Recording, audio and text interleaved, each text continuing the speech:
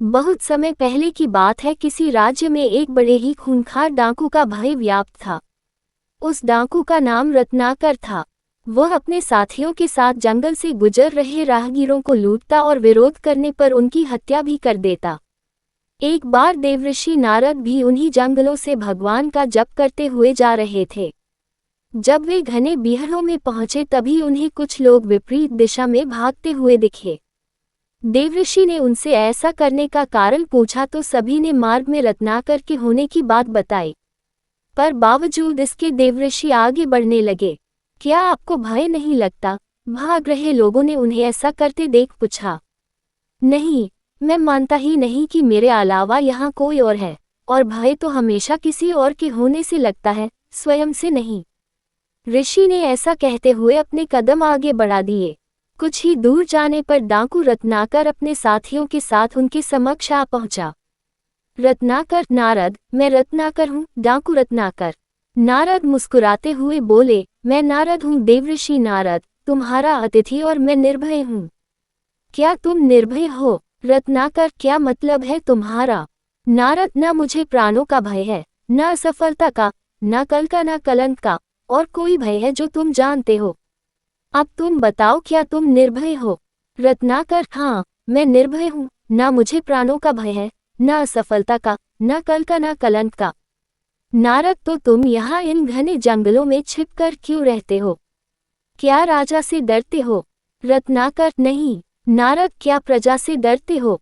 रत्नाकर, नहीं। नारद, क्या पाप से डरते हो? रत्नाकर, नहीं। नारद, तो यहाँ छिपकर क्यों रहते हो? ये सुनकर रत्नाकर घबरा गया और एकटक देवऋषि को घूरने लगा।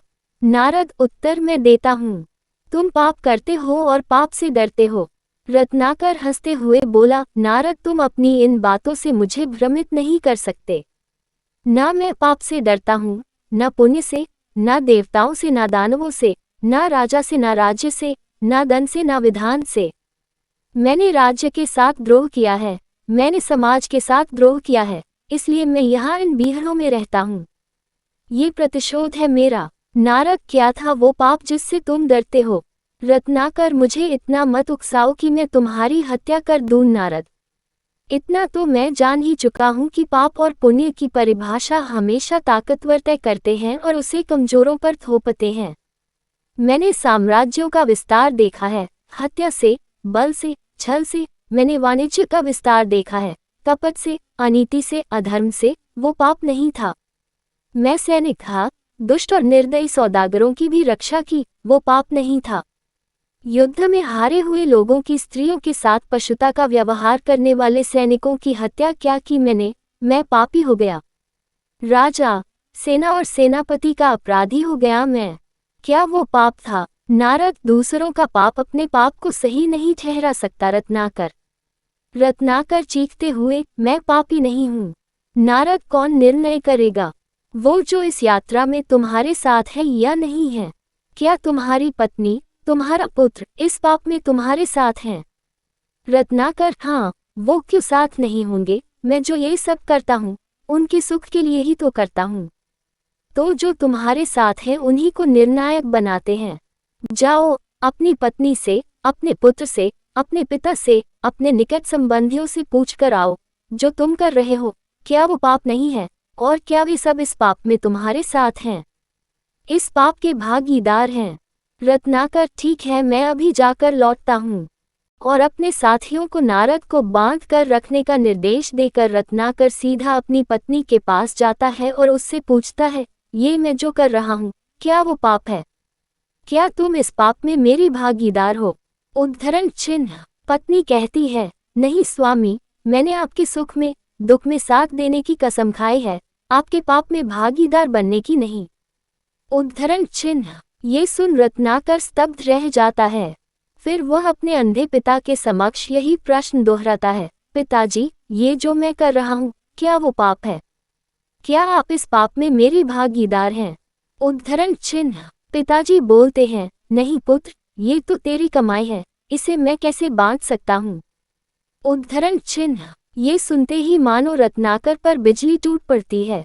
वह बेहद दुखी हो जाता है और धीरे धीरे चलते हुए वापस देवऋषि नारद के पास पहुंच जाता है। नारद, तुम्हारे साथी मुझे अकेला छोड़ जा चुके हैं। रत्नाकर देवऋषि के चरणों में गिरते हुए, क्षमा देवऋषि क्षमा, अब तो मैं बड़ी ही अकेला ही हूँ।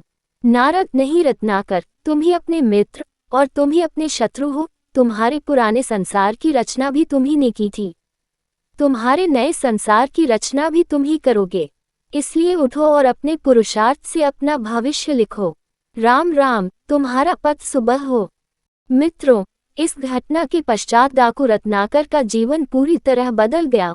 उसने पाप के मार्ग को त्याग पुण्य के मार्ग को अपनाया और आगे चलकर यही डाकू राम कथा का रचयिता महर्षि वाल्मीकि बना।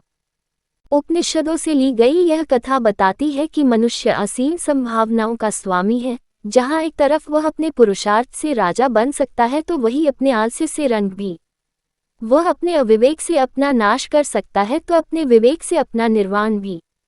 यानी हम सब अपने आप में महाशक्तिशाली हैं, पर हम में से ज्यादातर लोग पूरे जीवन काल में अपनी असीम शक्तियों का एक छोटा सा हिस्सा भी प्रयोग नहीं कर पाते।